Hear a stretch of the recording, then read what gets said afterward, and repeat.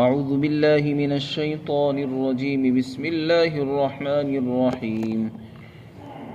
وَلَقَدْ أَرْسَلْنَا رُسُلًا مِّن قَبْلِكَ مِنْهُم مَّن قَصَصْنَا عَلَيْكَ وَمِنْهُم مَّن لَّمْ نَقْصُصْ عَلَيْكَ وَمَا كَانَ لِرَسُولٍ أَن يَأْتِيَ بِآيَةٍ إِلَّا بِإِذْنِ اللَّهِ فَإِذَا جَاءَ أَمْرُ اللَّهِ قُضِيَ بِالْحَقِّ وَخَسِرَ هُنَالِكَ الْمُبْطِلُونَ. الله الذي جعل لكم الأنعام لتركبوا منها ومنها تأكلون ولكم فيها منافع ولتبلغوا عليها حاجة في صدوركم وعليها وعلى الفلك تحملون ويريكم آياته فأي آيات الله تنكرون أفلم يسيروا في الأرض فينظروا كيف كان عاقبة الذين من قبلهم كانوا أكثر منهم وأشد قوة وآثارا في الأرض فما أغنى عنهم ما كانوا يكسبون. فلما جاءتهم رسلهم بالبينات فرحوا بما عندهم من العلم وحاق بهم ما كانوا به يستهزئون. فلما رأوا بأسنا قالوا آمنا بالله وحده وكفرنا بما كنا به مشركين. فلم يك ينفعهم إيمانهم لما رأوا بأسنا سنة الله التي قد خلت في عباده وخسر هنالك الكافرون. اور حقیقت یہ ہے کہ ہم نے آپ سے پہلے بہت سے رسول اور پیغمبر بھیجے ہیں. ان میں سے کچھ لوگ وہ ہیں جن کے واقعات اور جن کے قصے ہم نے آپ کو سنا دیے، اور کچھ انبیاء اور پیغمبر وہ ہیں جن کے قصے ہم نے آپ کو نہیں سنائے ہیں. اور کسی رسول کی یہ مجال نہیں ہے کہ وہ اللہ کی اجازت اور منشا کے بغیر کوئی معجزہ پیش کر دے. پھر جب اللہ کا حکم آئے گا تو حق کے مطابق اور سچائی کے مطابق فیصلہ کر دیا جائے گا، اور یہاں پر باطل کے پیچھے چلنے والوں کو نقصان ہوگا. اللہ وہی ہے جس نے تمہارے لیے چوپاؤں کو پیدا فرمایا تاکہ تم سواری کرو ان میں سے بعض پر، اور ان میں سے بعض کو تم کھاتے ہو، اور تمہارے لیے ان میں بہت سے فائدے اور منفعتیں ہیں، اور تاکہ تم ان پر سوار ہو کر اپنی ان حاجتوں کو پہنچو جو تمہارے سینوں میں ہیں، اور تم ان پر اور ان کشتیوں پر سوار ہوتے ہو، اور اللہ اب تم کو اپنی نشانیاں دکھاتا ہے. پھر بھلا اللہ کی کون کون سی نشانیوں کا تم انکار کرو گے؟ کیا یہ لوگ زمین میں چلتے نہیں ہیں تاکہ یہ چل کر دیکھتے کہ ان لوگوں کا انجام کیا ہوا جو ان سے پہلے رہے؟ وہ لوگ تو ان سے طاقت میں تعداد میں زیادہ تھے، طاقت و قوت میں بھی بہت سخت تھے، اور نشانیوں کے اعتبار سے زمین میں بھی بہت زیادہ تھے. یعنی ان کے چھوڑے ہوئے آثار اور نشانات بھی زمین میں بہت ہیں، لیکن انہوں نے جو کچھ کمایا ان کی کمائی نے ان کو کچھ فائدہ نہیں پہنچایا. جب ہمارے رسول ان کے پاس واضح دلائل لے کر آئے تو وہ اترانے لگے اس علم پر جو ان کے پاس تھا، اور پھر عذاب نے ان کو گھیر لیا جس عذاب کا وہ مذاق اڑایا کرتے تھے. پھر جب انہوں نے ہمارے عذاب کو اپنی آنکھوں سے آتا ہوا دیکھا تو کہنے لگے کہ ہم اللہ پر ایمان لے آئے ہیں جو اکیلا ہے، اور ہم اللہ کے ساتھ جو شرک کرتے تھے اس شرک کا آج ہم انکار کر رہے ہیں. لیکن ان کا یہ ایمان لانا اس ایمان نے ان کو نفع نہیں پہنچایا جب انہوں نے ہمارے عذاب کو دیکھ لیا. اور یہ اللہ کی سنت ہے، اللہ کا دستور ہے جو اللہ کے بندوں میں پہلے بھی رہا ہے. یہاں پر کافر لوگ خسارے میں رہ گئے.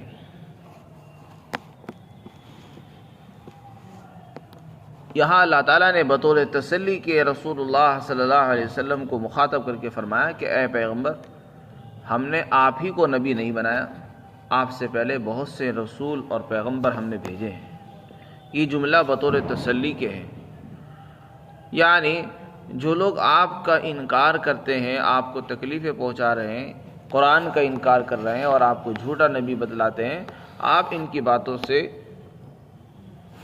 دل چھوٹا نہ کریں، اور پریشان نہ ہو، اپنے کام میں لگے رہیے، کیونکہ یہ آپ پہلی مرتبہ نبی بن کر نہیں آئے، آپ سے پہلے بہت سے انبیاء آ چکے ہیں۔ بہت سے انبیاء میں کچھ لوگ تو وہ ہیں جن کا ہم نے ذکر کیا قرآن میں، اجمالی ہو یا تفصیلی ہو، جن کا تذکرہ قرآن میں آیا، جن کی تعداد تقریباً 25 تک پہنچتی ہے۔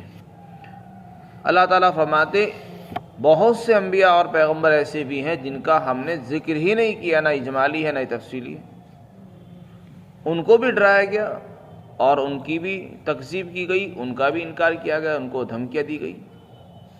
تو اگر آپ کو دھمکی دی جا رہی ہے تو آپ اس سے پریشان نہ ہوں، اور جیسے آپ سے مطالبات کیے جا رہے ہیں معجزات لانے کے، اسی طرح آپ سے پہلے لوگوں سے بھی معجزات کے مطالبات کیے گئے، اور بلکہ صرف مطالبات ہی نہیں کیے، منچاہی مطالبات کیے گئے کہ جو ہم چاہتے ہیں ہماری خواہش کے مطابق معجزہ پیش کیا جائے۔ یہ مطالبات پہلے انبیاء اکرام اور پیغمبروں سے بھی کیے گئے۔ تو اللہ تعالیٰ نے یہاں پر اس بات کی وضاحت فرما دی ہے اور یہ کہہ دیا ہے کہ جو لوگ آپ سے معجزے کا مطالبہ کر رہے ہیں آپ ان کو یہ جواب دے دو۔ اس طرح کا جواب اللہ نے پہلے بھی دیا اور یہاں بھی دوبارہ سے دیا جا رہا ہے، اور یہ فرمایا جا رہا ہے کہ اے پیغمبر آپ لوگوں سے یہ کہہ دو کہ معجزات کا اختیار میرے پاس نہیں ہے۔ معجزات لانا یہ اللہ کا کام ہے، اللہ اپنی مرضی سے ہی معجزات کو بھیجتا ہے، جب چاہتا ہے معجزے اتار دیتا ہے، جب چاہتا ہے نہیں بھیجتا ہے۔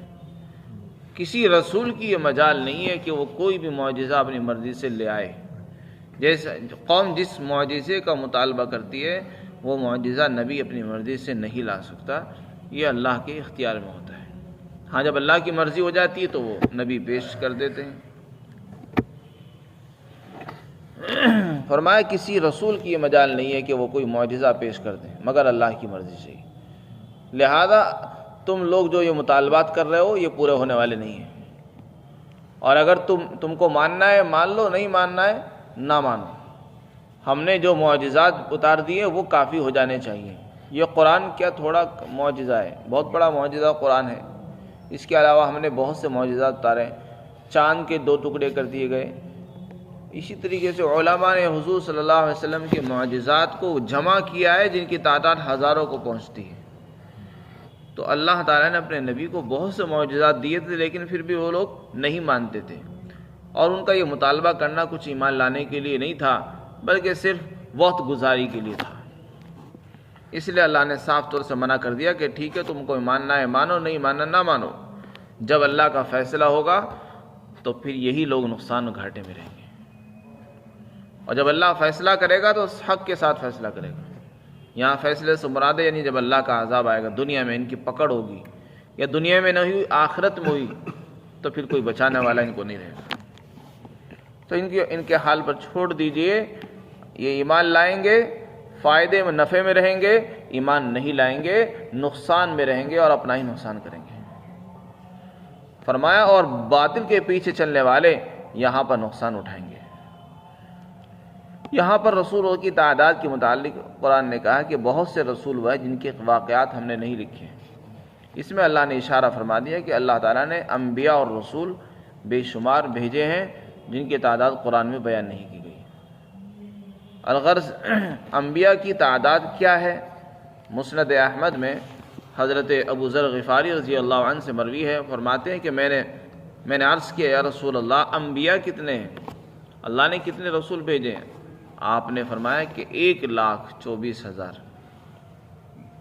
اس میں سے رسول کتنے؟ تو آپ نے فرمایا کہ 315۔ تو یہ روایت مسند احمد کے اندر ہے، لیکن چونکہ صحیح تعداد معتبر روایات میں نہیں آئی ہے، اس لیے آدمی کو جب ایمان لاتے وقت یہ کہنا چاہیے کہ اللہ نے جتنے بھی نبی بھیجے ہیں میں ان سب پر ایمان لاتا ہوں۔ اللہ نے جتنے بھی رسول اور نبی بھیجے میں سب پر ایمان لاتا ہوں، کیونکہ اگر خاص تعداد کو ذکر کیا جائے گا اور اس میں کمی زیادتی ہو گئی تو پھر بہت سے نبی وہ ہو جائیں گے جن پر ہمارا ایمان شامل نہیں ہوگا۔ اس لیے اس طریقے سے اجمالی ایمان لانا چاہیے کہ اللہ نے جس کو بھی نبی بنا کر بھیجا میں ان سب پر ایمان لاتا ہوں۔ پھر اس کے بعد اللہ تعالیٰ نے اپنے بندوں پر ہونے والے انعامات کو ذکر کر کے لوگوں کو سمجھایا ہے، نصیحت فرمائی ہے۔ فرمایا کہ اے انسانوں، اللہ کو تم پہچانتے نہیں ہو؟ اللہ کون ہے؟ اللہ کو پہچانو، دیکھو اللہ نے جو تم پر انعامات فرمائے ان نعمتوں کے ذریعے سے اللہ کی قدرت کو جانو۔ فرمایا اللہ وہی تو ہے جس نے تمہارے لیے چوپائے بنائے، 4 پیر والے جانور، جس میں اونٹ بھی ہے، گائے اور بھینس بھی ہیں، اور بکری اور دمبا بھی ہے، اور اس کے علاوہ اور بھی ہیں، گھوڑے، گدھے، کھچر ہیں۔ چوپائے اللہ نے بے شمار بنائے ہیں۔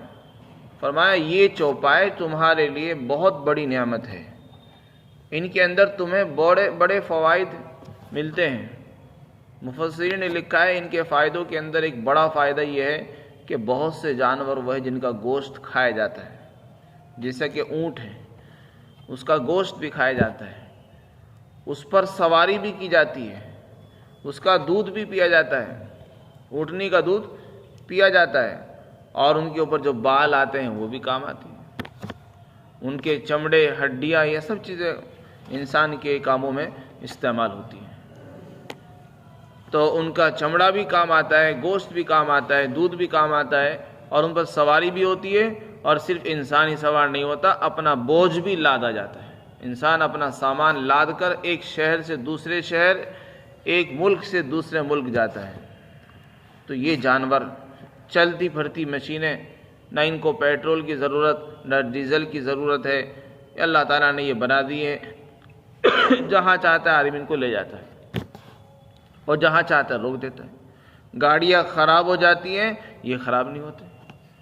گاڑیوں میں بہت سی پریشانیاں ہو جاتی ہیں، پنچر ہو جاتا ہے اور دوسری چیزوں کی ضرورت پیش آتی ہے، انہیں کچھ نہیں پیش آتی، ان کو تو بس چارہ چاہیے، پانی چاہیے اور کھانا چاہیے۔ آدمی ان پر سواری کرتا ہے، بوجھ لاد کے جاتا ہے، اس کے بعد پھر کوئی کھلا چھوڑ دیتا ہے، وہ اپنا پیٹ بھر لیتے ہیں، پھر دوبارہ سے وہ تیار ہو جاتے ہیں۔ تو کیسی بڑی اللہ کی نعمتیں ہیں۔ یہ انسان جب استعمال کرتا تھا تو مہنگائی بھی نہیں تھی، اخراجات بھی کم ہوتے تھے اور خرچے بھی کم تھے، کم خرچ میں زیادہ کام لے کرتا تھا۔ اور آج جو ہے ذرا ذرا سے معمولی کاموں کے لیے، بوجھ بار برداری کے لیے اس کو بہت زیادہ پیسے خرچ کرنے پڑتے ہیں۔ فرمایا اللہ تعالیٰ نے کہ اللہ وہ ہے جس نے تمہارے لیے چوپائے بنائے تاکہ تم ان پر سواری کرو، ان میں سے بعض پر۔ ہر جانور سواری کے لائق نہیں ہوتا، اونٹ ہے اس پر سواری کی جاتی ہے، گائے پر، بھینس پر سواری نہیں کی جاتی، بکری پر سواری نہیں ہوتی، تو اس لیے فرمایا کچھ جانور وہ ہے جن پر تم سواری کرتے ہو۔ اسی طریقے سے فرمایا کچھ جانوروں کے تم گوشت کھاتے ہو، اونٹ کا گوشت کھایا جاتا ہے، بکری کا کھایا جاتا ہے، گائے کا، بھینس کا کھایا جاتا ہے، اس کے علاوہ اور دوسرے جانوروں کا نہیں کھایا جاتا۔ فرمایا وَلَكُمْ فِيهَا مَنَافِعُ، اس میں تمہارے بہت سے نفع ہیں، یعنی سواری کا نفع تو ہے ہی، کھانے کا بھی نفع ہے۔ اسی طریقے سے بہت سے جانوروں کا دودھ حلال ہے، ان کا دودھ پیا جاتا ہے۔ بہت سے جانوروں پر بار برداری کا کام لیا جاتا ہے، اور بہت سے نفعوں کے اندر ان کی ہڈیاں، ان کے بال، ان کی اون، جانوروں کی جو اون ہوتی ہے اس سے کپڑے، سامان اور گھریلو بہت سی چیزیں تیار ہوتی ہیں۔ وَلِتَبْلُغُوا عَلَيْهَا حَاجَةً فِي صُدُورِكُمْ، اور تاکہ تم ان پر سوار ہو کر اپنی اس ضرورت کو پہنچ جاؤ جو تمہارے سینوں کے اندر ہے، اور تم ان پر سواری کرتے ہو اور کشتیوں پر بھی سواری کرتے ہو۔ یہ سب ان کے فائدے بیان کیے۔ تو اس سے اللہ کی قدرت کو پہچانو کہ اللہ نے تم کو کیسی چلتی پھرتی مشینیں عطا فرما دی کہ جب چاہتے ہو، جہاں چاہتے ہو تم ان کو لے جاتے ہو، اور تمہارے کتنے کام آ رہی ہیں۔ یہ سب اللہ کی پیدا کی ہوئی چیزیں ہیں، اور اللہ تم کو اپنی نشانیاں دکھا رہا ہے۔ اب یہ بتاؤ اللہ کی کون کون سی نشانیوں کا انکار کرو گے؟ جو لوگ اللہ کو نہیں مان رہے، اللہ کا انکار کر رہے ہیں، ان سے اللہ مخاطب کر کے فرما رہا ہے کہ بتاؤ اللہ کی کون سی نشانیوں کا انکار کرو گے؟ ایک نشانی کا انکار کر دیا، کب تک کرو گے؟ کتنا کرو گے؟ تمہاری ذات میں خود بے شمار معجزات اور نشانیاں ہیں۔ پھر ایسے لوگوں کو اللہ تعالیٰ فرما رہے کہ ان لوگوں کی بات سمجھ میں کیوں نہیں آ رہی؟ یہ زمین میں سفر کیوں نہیں کرتے؟ ان کو سفر کرنا چاہیے تاکہ یہ چل کر دیکھیں ان سے پہلے آنے والے لوگوں کا حال کیا ہوا۔ انہوں نے انبیاء علیہم السلام کو جھٹلایا، رسولوں کا انکار کیا، تو اللہ تعالیٰ کا جب عذاب آیا تو ان کی بستیاں، قومیں تباہ برباد ہو گئی۔ فرمایا یہ تو کچھ بھی نہیں ہے، آج کے زمانے کے جو لوگ ہیں وہ علم میں، فن میں، پیسوں میں، تعداد میں کچھ بھی نہیں ہے۔ ان سے پہلے جو لوگ آ چکے ہیں وہ مال و دولت میں ان سے کئی گنا زیادہ تھے، علم اور ہنر میں ان سے بہت زیادہ تھے، طاقت میں ان سے زیادہ طاقتور تھے، اور انہوں نے جو نشانیاں اور انہوں نے جو اپنے آثار اور نشانات زمین میں چھوڑے ہیں، اپنی بنائی ہوئی عمارتیں، اپنے بنائے ہوئے قلعے اور بلڈنگیں اور اپنی فنکاریوں کے نمونے جو انہوں نے زمینوں میں چھوڑے ہیں، وہ بھی بہت زیادہ ہیں۔ لیکن جب ہمارا عذاب ان پر پہنچا تو پھر ان کو کوئی بچا نہیں سکا۔ تو اس سے عبرت حاصل کرنا چاہیے، اے مخاطب اس سے عبرت حاصل کرو، ایسا نہ ہو کہ جب اللہ کا عذاب آئے پھر تم کو کوئی بچا نہ سکے۔ اس لیے فرمایا فما اغنی عنہم، انہوں نے جو کچھ کمایا تھا ان کی کمائی نے ان کو نفع نہیں دیا۔ یہ ساری کمائی، یہ ساری دولتیں اور سارے قلعے، عمارتیں کسی کام نہیں آ سکی، بلکہ جب ہمارے رسول ان کے پاس پہنچے ہیں تو وہ اترانے لگے اپنے علم اور ہنر پر، کہنے لگے کہ اصل علم تو ہمارے پاس ہے، یہ کیا علم ہم کو دیں گے۔ انبیاء علیہ السلام کے علم کا انکار کر دیا اور اپنے ہنر کو اور اپنی عقل اور ہنر کو بڑا سمجھنے لگے، اسی پر اترانے لگے، اور جس عذاب سے ان کو ڈرایا جاتا تھا اس کا مذاق اڑایا کرتے تھے۔ پھر اللہ نے جب عذاب بھیجا تو اسی عذاب نے ان کو گھیر لیا جس کا مذاق اڑایا کرتے تھے۔ اس کے بعد اللہ نے فرمایا کہ پھر جب ہمارا عذاب انہوں نے اپنی نگاہوں سے آتے ہوئے دیکھا تو ڈر گئے کہ اب تو عذاب ہماری نگاہوں کے سامنے آ رہا ہے، اب تو ہم ہلاک ہو جائیں گے۔ تو فوراً کہنے لگے کہ اے اللہ ہم ایمان لاتے ہیں تیرے اوپر، تو اکیلا ہے، تیرے سوا کوئی معبود نہیں، اور ہم نے جو اب تک شرک کیا ہم اس کا انکار کر رہے ہیں، تجھ پر ایمان لے آتے ہیں۔ اللہ فرماتے ہیں اس وقت ان کا ایمان ان کے کام نہیں آ سکا، کیونکہ حدیث شریف میں آتا ہے ان اللہ تعالی یقبل توبۃ العبد ما لم یغرغر، اللہ تعالیٰ بندے کی توبہ اس وقت تک قبول کر لیتا ہے جب تک کہ اس پر غرغرے کی حالت یعنی موت کی حالت طاری نہیں ہوتی۔ بندے کی توبہ کا بھی ایک وقت ہوتا ہے، جب وہ توبہ کا وقت نکل گیا پھر توبہ کام نہیں آتی۔ اس لیے انسان کو چاہیے کہ توبہ کرتے رہنا چاہیے، روزانہ توبہ کرے۔ وہ کون سا وقت ہے جب توبہ قبول نہیں ہوتی؟ حدیث شریف میں فرمایا کہ جب انسان پر غرغرے کی حالت طاری ہوتی ہے۔ غرغرے کا مطلب ہے کہ جب انسان کی روح اس کے حلقوم میں پہنچ جائے، بلغت روح الحناجر، اس کی سانسیں گلے میں اٹک جائیں اور موت کا فرشتہ اس کو اپنی نگاہوں سے نظر آنے لگے، موت کے آثار اس کو نظر آنے لگے، موت کے فرشتے اس کو دکھ جائیں، پھر اس وقت کا ایمان معتبر نہیں ہوتا۔ پھر چاہے وہ لاکھ مرتبہ کہنے لگے میں ایمان لاتا ہوں ایمان لاتا ہوں، ایمان معتبر نہیں۔ جب فرعون سمندر میں ڈوب رہا تھا تو اس نے بھی اس وقت کہا تھا کہ میں آمنتو، میں ایمان لے آیا ہوں، میں موسیٰ کے رب پر ایمان لاتا ہوں، لیکن اس کا ایمان اس کے کام نہیں آ سکا کیونکہ اس نے عذاب کو دیکھ کر ایمان قبول کیا تھا۔ تو جیسے فرعون کا ایمان فرعون کے کام نہیں آ سکا، اسی طرح ان قوموں کا ایمان ان کے کام اور نفع نہیں دے سکے۔ ہاں ایک قوم ہے جس کو یونس علیہ السلام کی قوم کہا جاتا ہے، قرآن نے بھی اس کا استثناء فرمایا کہ ان کو ان کے ایمان نے نفع پہنچایا۔ انہوں نے عذاب کو اپنی نگاہوں سے دیکھا تو توبہ کرنے لگے، رونے لگے، اللہ نے ان کی توبہ کو قبول فرمایا اور ان کے اوپر سے عذاب کو ہٹا لیا تھا۔ تو اللہ فرماتے ہیں ان کو چھوڑ کر باقی اللہ کا دستور یہ رہا ہے اپنے بندوں میں بھی کہ جب عذاب آ جاتا ہے تو پھر کسی کا ایمان اور چیخنا چلانا، توبہ اور گریہ ازاری کام نہیں آتی ہے۔ اس لیے وقت سے پہلے انسان کو مستعد رہنا چاہیے، یہی عقل مندی ہے۔ وَخَسِرَ هُنَالِكَ الْكَافِرُونَ، اس وقت کافر لوگ نقصان میں پڑ گئے کیونکہ جب ان کے ایمان کام نہیں آ سکا تو ہمیشہ کے لیے نقصان میں رہ گئے۔ اس لیے اللہ تعالیٰ ان سب چیزیں بیان کر کے ہمیں عبرت دینا چاہتے ہیں کہ انسان کو عبرت حاصل کرنی چاہیے تاکہ اس کو نقصان نہ ہو۔ اللہ تعالیٰ ہم سب کو